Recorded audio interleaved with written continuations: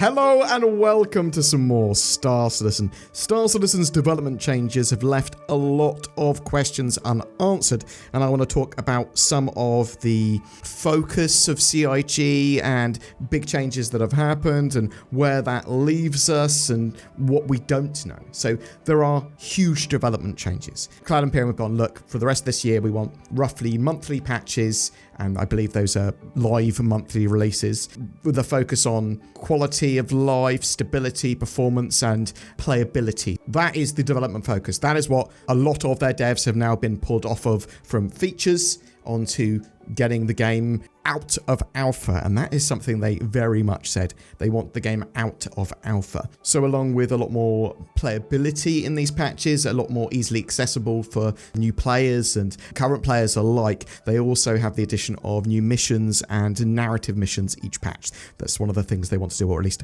in a lot of these patches. New features will still happen, but they're going to be a bit slower, more deliberate, and pushed to a preview build first. But that said, there's not a huge amount of features that they need before they get to Star Citizen 1.0. They did say ships would focus on features and gameplay already in-game, mostly this year, and that's left us a bit confused, or at least me a bit confused, about some of the stuff that we don't know. Some of the stuff I was expecting to turn up this year at some point is engineering, which I thought was going to be very short-term to sort of turn up, but a load of associated stuff with fires, fire extinguishers, life support with that gameplay as well, and the resource network. We've also got things like sandworm raids and those new creatures, crafting, base building, dynamic weather.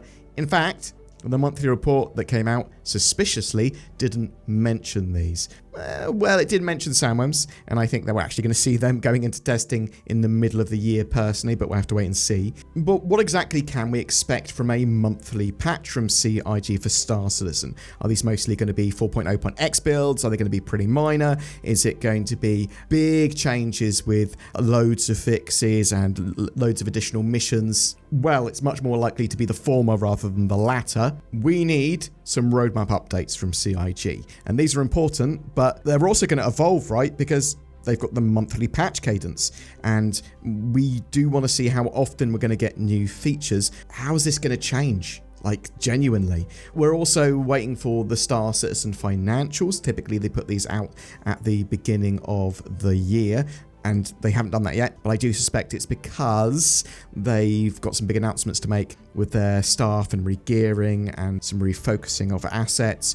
We've got Squadron 42's development as well with their newsletters. We haven't seen this month's newsletter yet, even though we've had the monthly report for the Star Citizen Persistent Universe. These newsletters last month's was really stripped down. Is that the plan going forward? Are we going to get very limited amount of information on Squadron 42's development? Is it still the plan to release in 2026? And CIG had outlined a clear path to 1.0, a full initial release, as well as Squadron 42 2026 release.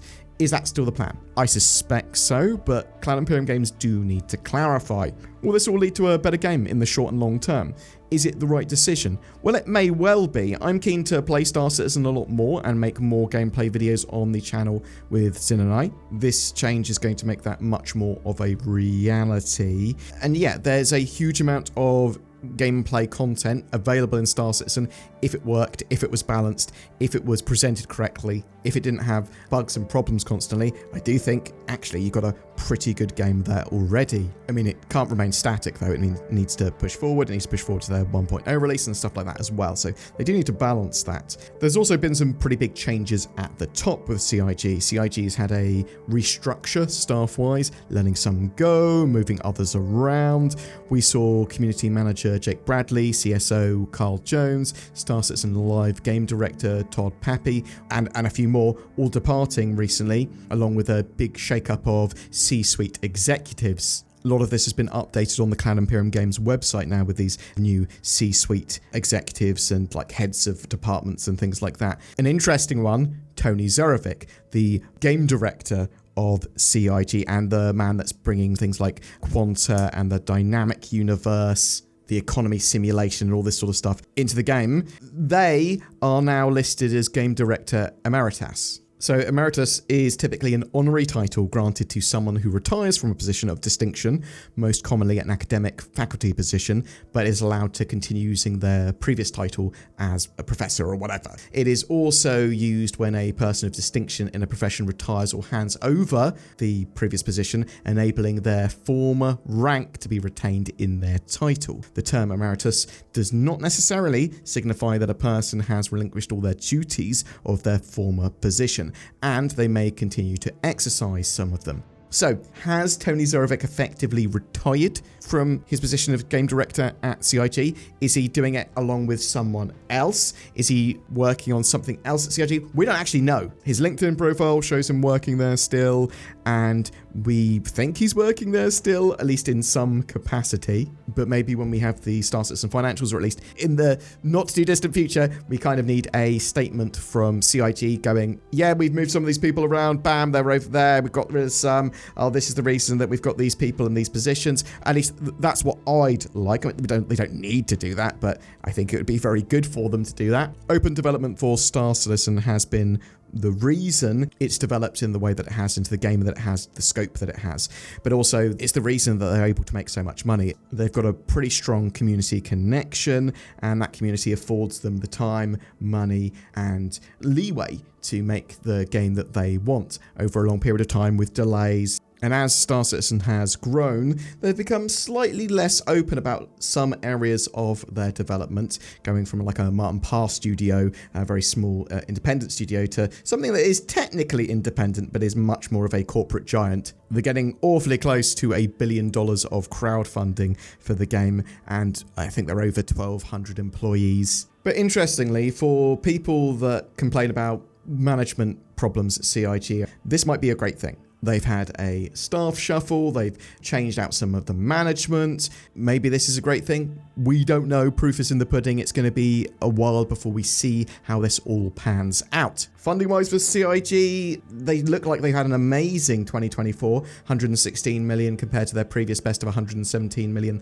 the year before. They've had the best, or on par to being best, January they've ever had for funding, with over 8 million so far this year. And yeah, funding's not slowing down, but we do need those Star Citizen financials. So yeah, 2025 for Star Citizen is going to be totally different to previous years. Development shake-up, staff shake-up, but also monthly patches. They're also changing the way that the episodes of Inside Star Citizen Live come out. So each Thursday now, they'll interchangeably have Star Citizen Live or Inside Star Citizen, alternating each week maybe. On some Tuesdays, they're going to have BTS Behind the Ships. How often are we going to see new features? We don't know. How often are we going to see the PTU used compared to the live build? If you're going to have a monthly patch, you're probably going to have a PTU running almost all the time, right? So I'm all for change, and I actually, at this stage in development, I like the idea of making the game as playable as possible.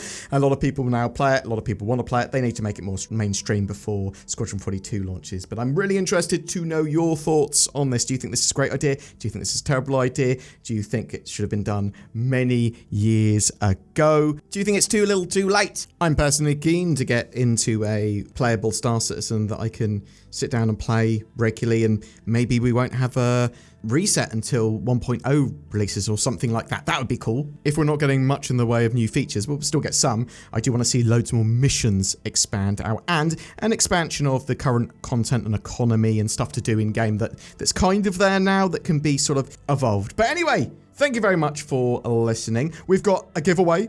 If you want to get yourself a MISC fortune, comment on any of my videos made during this month of February to be in for a chance of winning that. It comes with lifetime insurance and some cool extra skins and a game package. It was given to us by CIG. Thanks very much for that. Also, get yourself some NordVPN. Best darn VPN that we've got in the links below. Also, nordvpn.com/BoredGamer. You get a big discount for going there. You can get VPN. You probably need one. I don't need one because I already have one. I've got NordVPN. Tobii Eye Tracker is on sale at the moment as well.